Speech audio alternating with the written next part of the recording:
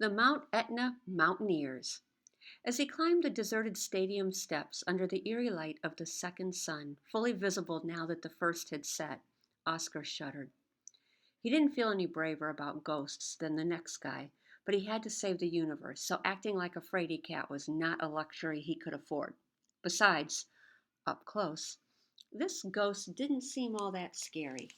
He seemed more like a gum chewing shortstop than an unquiet spirit. Hello? Oscar asked tentatively as he sat down in the top row of the bleachers. Can you hear me?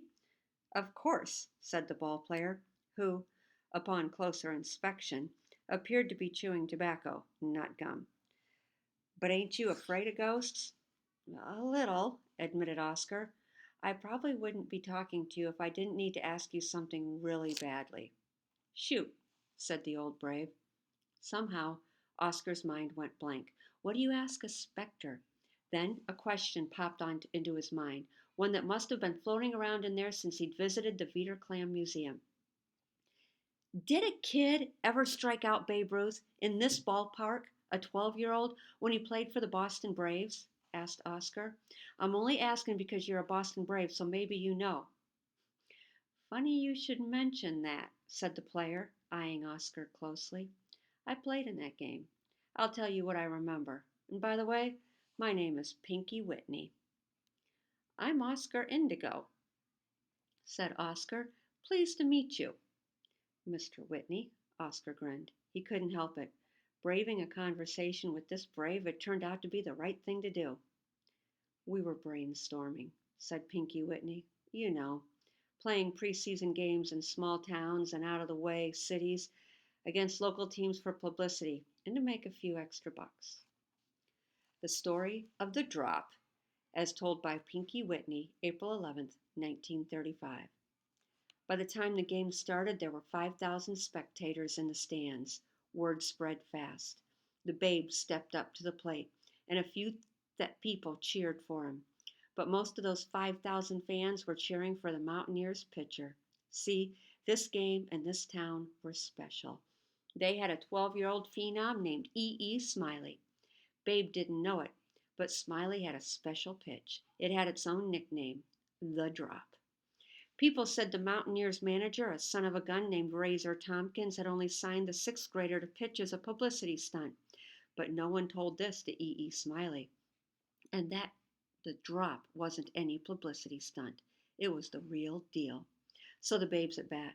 Smiley winds up and delivers the first pitch. It sails over the plate for a strike.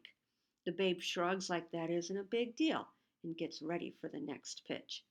E.E. Smiley winds up again like a coffee grinder and lets the drop fly, and drop it goes.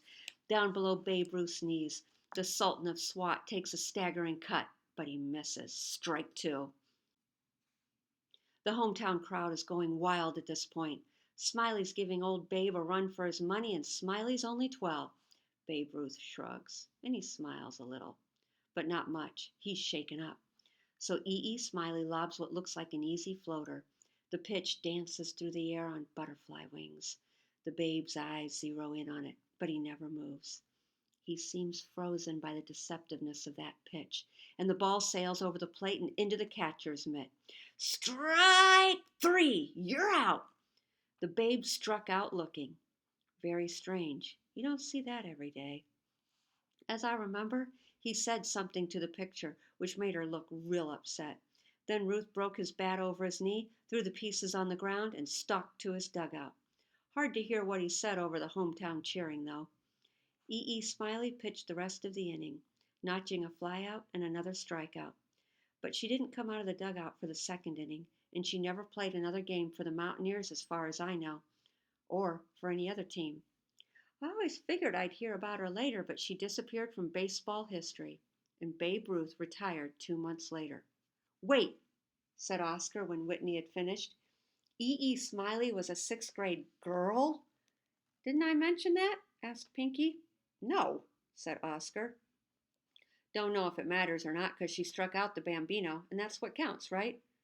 But while Pinky Whitney was answering, Oscar remembered the initials E.E.S. inscribed on Miss Ellington's mitt. Mr. Whitney, asked Oscar, do you know what E.E. stood for? But Pinky Whitney had faded away, leaving Oscar alone in the empty stadium. That's okay, said Oscar into the silence. I'll put it on the list of things I need to ask Miss Ellington when I see her again. Miss Eleanor Ethel Ellington. Outside the ballpark gates, the Corolla came rattling around the corner. Oscar ran to meet it. Maybe it was just as well the second sun refused to set. Both of his mother's headlights appeared to be broken now. Is everything okay? Asked Oscar's mom when she saw him. Sure, said Oscar, though his mind raced with the story Pinky Whitney had just told him. You look like you just saw a ghost, said his mother. No, of course I didn't. Why did you say that? Oh, good one, Mom, replied Oscar, finally realized she was joking. The game is over? She asked. Yes, it's been over for a while now, said Oscar. Just my luck, said his mother. If I had to get fired, why couldn't I get fired in time to make it to your game? That is rotten luck, said Oscar. Wait, you got fired? The news chilled him. First, it's never good when your mom gets fired. Second, it was another of the signs T. Buffington Smiley had mentioned. Good people will fail. Friends and loved ones will experience disappointment and defeat. Yes, said his mother, but it wasn't a totally terrible night because you won your game. Actually, we lost, said Oscar. Oh, a last-second score? His mother sounded defeated. Oscar wished he had better news. Something like that, said Oscar. That's okay, though. One game doesn't make any difference in the overall, gigantic, cosmic, grand scheme of things, right? Said his mother. This one kind of did, Mom, said Oscar. It really did. He wished he could talk to her about the mess he was in, but he couldn't, especially when she'd just lost her job. I'm sorry you got fired. It was the craziest thing, she replied. I'd just steamed the most perfect Moccalino Supremo in history, but when I turned around to pour it, the cup I'd set on the counter was gone. The Moccalino splattered all over the counter and into the lap of the lady who ordered it. Mr. Parker fired me on the spot. I'm sorry, Mom, said Oscar, and his stomach dropped. How long does it take to steam a Moccalino Supremo anyway? As if he didn't know the answer. 19 seconds, said his mother. Why did I bother to ask? Oscar muttered. What, honey? Nothing, said Oscar. I wish it had happened in time for me to see the end of your game, even just to see you snatch defeat from the jaws of victory, said his mother. Nobody's put it that way yet, said Oscar ruefully. Wow, thanks. You're welcome. For me, it's not whether you win or lose, it's how you play the game, honey. Anyway, getting fired is the best thing that ever happened to me. I'm going to apply at Rossini's. Tomorrow, listen, I've already got my audition tunes ready. And with that, she sang, and sang. She sang God Bless a Child. She sang Satin Doll. She sang Summertime.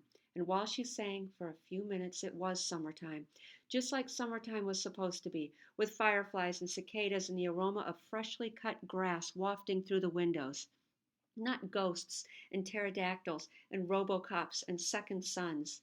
Oscar wished the ride home would never be over. He wished his mother's song would last forever. But eventually, they rolled into the driveway and parked under the weird orange sky. And Oscar remembered what his dad had asked him to say. He didn't want to ruin the moment, but his mom had just lost one of her jobs, so he knew he'd better say it. Dad dropped by this afternoon. Oh, said his mother nonchalantly. A good start. Her happy mood seemed to be holding up.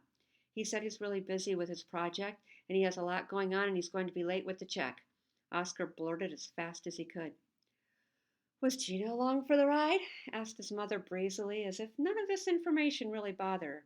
Yes. She told me congratulations on the home run, said Oscar. Poor girl, said his mother. One day, I hope she'll wise up and get over your dad, just like I did, because I am completely over him. I'm a winner now, like you, Oscar. You're my hero. Rossini's, here I come. And as she dropped her keys in her purse, she sang the last verse of Summertime again, for all the world to hear, and burst into tears. I can't believe he left, she sobbed. I don't understand. I'm sorry, Mom, was all Oscar could say. 20 minutes later, Oscar sat on his bed with Dr. Soul. Streaks of red stained the western sky. Darkness would have descended 2 hours before if not for the lurid new sun. His mother was still awake, sitting by herself in the living room, singing the sad song that had no words. Oscar recorded his mother's song on his phone just for a bit, because he didn't want it to drift away into the night and be lost forever. I've got to fix things, Dr. Soul, said Oscar. He gazed out his window. Slept felt farther away than Kamchatka. The breeze sighed against Oscar's window screen like it had done every summer night he could remember, and he heard the forest leaves rustle until a rush of wind swelled the whisper into a roar, as if a green ocean had rolled nearby in the darkness. Then everything fell silent. Peace, just a moment of it, seemed to descend. I can do this, Oscar said to himself. The same overwhelming hope that had filled him at the beginning of every baseball game filled him now. I'm going to find the watch and put the 19 seconds back, and the Wildcats are going to beat the Yankees fair and square. He turned to his cat. Dr. Soul, where do you think the watch is? Dr. Soul licked his right paw and used it to rub his ear. He didn't reply. No offense, Dr. Soul, said Oscar, but I really need a partner who can talk. He petted his cat silently for a moment. I need a friend who can talk, he added. I have to find Lourdes. He listened for his mother's singing downstairs, but he couldn't hear her. She'd fallen asleep. Oscar slid his window screen open. He stepped through his dormer window and felt with his toes for a foothold on the pebbly shingles outside. Dr. Soul just watched with a look in his eye that said, Even cats should be in bed right now, Oscar. He leaped to the windowsill as Oscar stepped outside. Have fun, Dr. Soul seemed to say. I'm staying home. Creeping along the ledge beneath his high window, Oscar let his eyes adjust to the odd orange sky, and in the momentary calm, he located the branch of a linden tree that overhung his roof. Stepping onto it, he made his way along the bough to the linden's trunk. When he got to the trunk, he stepped around it to a branch growing on the far side. Down this branch, over his backyard fence, he crept into the dark canopy of the Tuscarora woods. From limb to limb, from tree to tree, he stole deeper into the greeny darkness. Eventually, he came to the tallest tree in Mount Etna, a sycamore, but instead of climbing down, he climbed up. From the very top, he took in the sight of the town, lying quietly, sparkling, and momentarily safe beneath him. There was no actual east or west Mount Etna. This was a distinction the Yankees and their families had made up so they could feel superior. Up here, none of that mattered. Oscar set the arches of his feet into the topmost Y of the tree, reclining against one branch of the split, observing the stars as they played peekaboo through the orangey glow of that ever-near second sun. And something about their certainty, their age-old and up until now unchanging array, made it just plain hard to believe any of this was happening. Maybe T. Buffington Smiley was wrong about the whole thing. But from his great height, Oscar could still see the last particles of dusky red in the western sky, the second sun hanging on. That brought him back to reality, to his mission. Far below on a distant street where a light shone in a window, the only light in the entire town of Mount Etna, east or west, and it was coming from what Oscar now knew was Lourdes Mangabat's house. She must be sleepless, just like him. Exactly what Oscar had been hoping to see. He climbed down from his tree. I need help, said Oscar when Lourdes opened her door. I thought you'd never ask, replied Lourdes, but it might be good if you tell me what's going on. I can't. You'll think I'm terrible, said Oscar, a horrible teammate and an awful friend. Lourdes thought this over. No, she finally said, stepping outside to sit on the porch. You're a good friend and an awesome teammate. Believe me, I know one when I see one. How? Oscar murmured. I've been on all kinds of baseball teams, Oscar, and do you know why I finally joined the Wildcats? When I could have been on the West Mount Etna Select Elite Pro Development Yankees, or for that matter, the North Dallas All-Stars or the San Francisco Choice. All of us Wildcats kind of wonder about that, said Oscar, sitting beside her, since you're so awesome and we're not. I used to live in Texas, said Lourdes. I was on TV all the time. My team won the state championship 3 years in a row. And I'm not bragging when I say it was because of me mostly. That's just the truth. Any of my teammates would agree. Wow, said Oscar, but I didn't like it one bit. I was scared all the time. I had never lost a game pitching, and all I ever felt was afraid because I knew that one day I would lose. And when I did, my teammates would be happy because they hated me for being so good. My batting average was a 702, and they all despised me for it. We were enemies. Everybody secretly wanted everybody else to blow it so they could be the best. And we were all jealous when anybody did anything great. And the moms and dads were worse than we were. And you know what people said to me every time I made a play? I think I do, actually, replied Oscar. They said, "You're pretty good for a girl." Yes, hissed Lourdes, angry at just the thought. It got so bad I couldn't sleep at night. I never felt like eating. I wanted to quit. But my mom said, "How about if we move and find a team that's just average? You can play for them, and nobody will care if you win or lose. Nobody will make cracks about your being a girl. You'll play just for fun, like you're supposed to."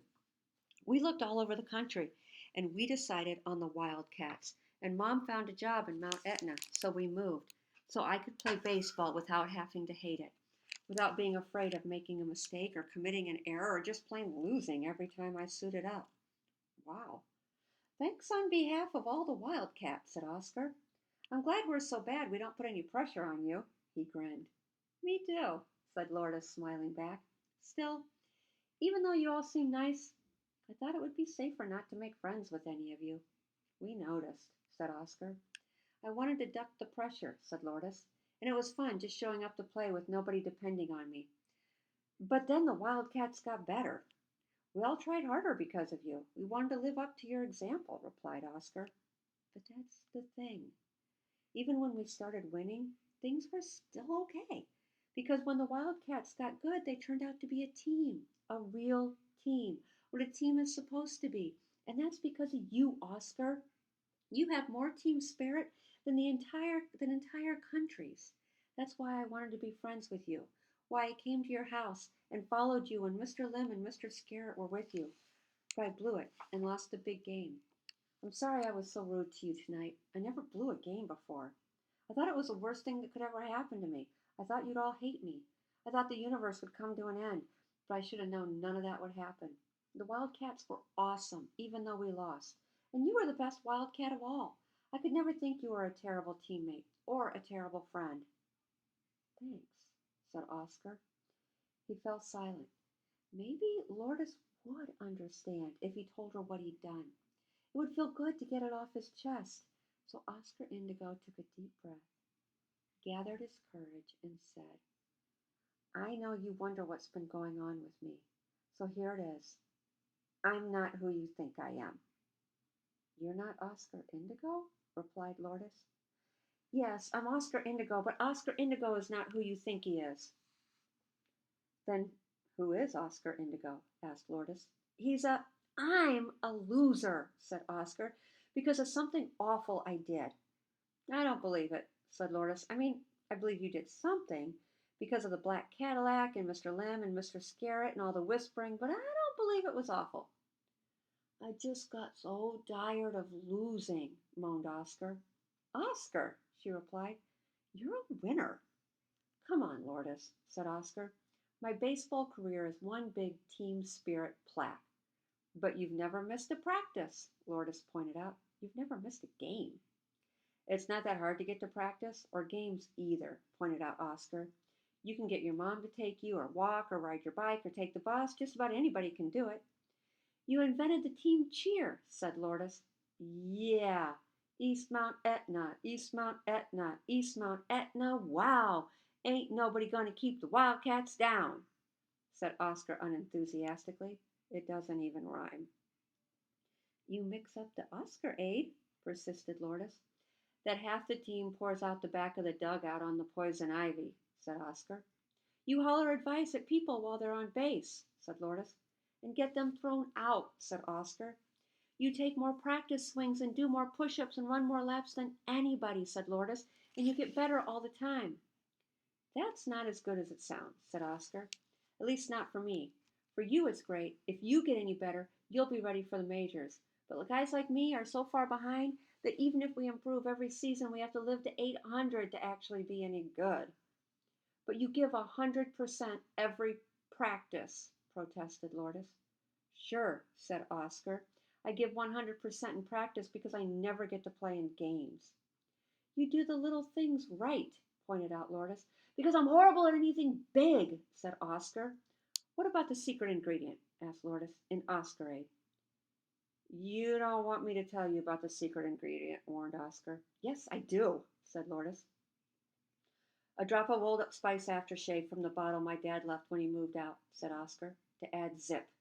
Ew, said Lourdes. I told you, said Oscar. But said Lourdes. I didn't know you realized all that about yourself. All these years, I know everybody thought I didn't know any better because I was just a cute little guy who wanted to play baseball, but I knew. I knew how bad I was. I'm so tired of being the supportive, enthusiastic kid who's just happy to be here, said Oscar. You're wrong about yourself, Oscar, said Lourdes. How? Oscar asked. It's one thing to keep trying when you think you're going to succeed, and it's a totally different thing and 100 times better to keep trying even when you know your chances are 1 in 1,000, she said. Your spirits keep everyone else's up. Thanks, Lourdes, said Oscar. It's true. I wanted you to know what I think, said Lourdes. But there's more to all this, Lourdes, said Oscar. The thing is, I cheated. When I hit that home run, I didn't really hit that home run. I used a highly advanced, extremely sophisticated, incredibly dangerous scientific instrument to disrupt the flow of time so I could. Well, it's kind of a long story, but the thing is, I didn't really bat the ball over the fence the other night. I fudged it. Wow, responded Lourdes. I thought you just corked your bat or something simple like that. Lourdes, I haven't even told you the worst of it, continued Oscar. When I did all this, I set in motion the destruction of the universe as we know it. And he told her the whole story. From the watch buried in Miss Smiley's mail to 19 Mississippi to the fake home run. From Hector Smiley to the mysterious theft at the Viter Clam Museum to the cosmic tomato bush to the 12-year-old girl who struck out Babe Ruth and never pitched again. Lourdes took in every word. She didn't question a single thing or seem surprised by any of it. As crazy as the whole story was, she seemed to believe Oscar. And when Oscar finished, she said only, Sounds like everything leads back to Miss Ellington. I'm glad to hear you say that, replied Oscar, because I've been thinking the same thing.